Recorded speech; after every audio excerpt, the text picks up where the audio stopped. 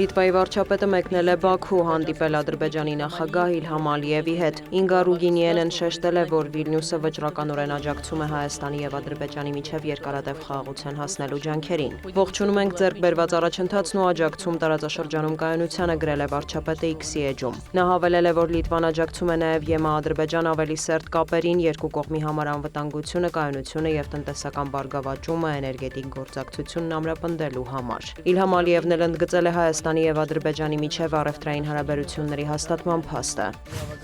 Շենգենյան գոտում ապրիլի 10-ից լիարժեք կգործի մուտքի եւ ելքի ավտոմատացված համակարգ, ամրապնդելու արտաքին սահմանների վերահսկողությունը, բարձրացնելու անվտանգությունը եւ պարզեցնելու գործընթացները ոչ ԵՄ երկրների քաղաքացիների համար։ Նշվում է, որ անձնագրերում կնիքների փոխարեն կիրականացվի թվային գրանցում, արդյունքում անձնագրային հսկողության հերթերն աստիճանաբար կկրճատվեն։ Մուտքի եւ ելքի համակարգը նախատեսված է ԵՄ անդամ չհանդիսացող երկրների այն քաղաքացիների համար, որոնք կարճաժամկետ ուղևորություններ են կատարում Շենգենյան երկրներ։ Շենգենյան գոտի առաջին անգամ մուտք գործելիս երրորդ երկրներից ճանապարհորդները պետք է տրամադրեն կենսաչափական տվյալներ, լուսանկար եւ մատնահետք։ Բոլոր անձնական տվյալները կպահպանվեն թվային ֆայլում։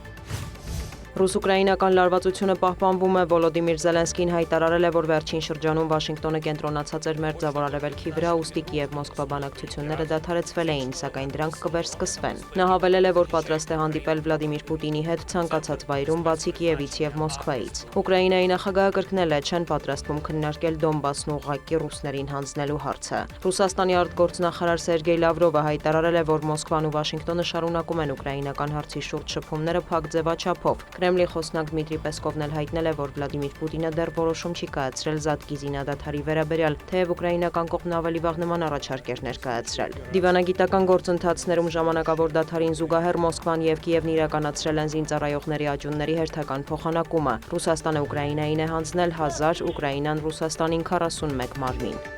Դիանա Գասպարյան, լուրեր։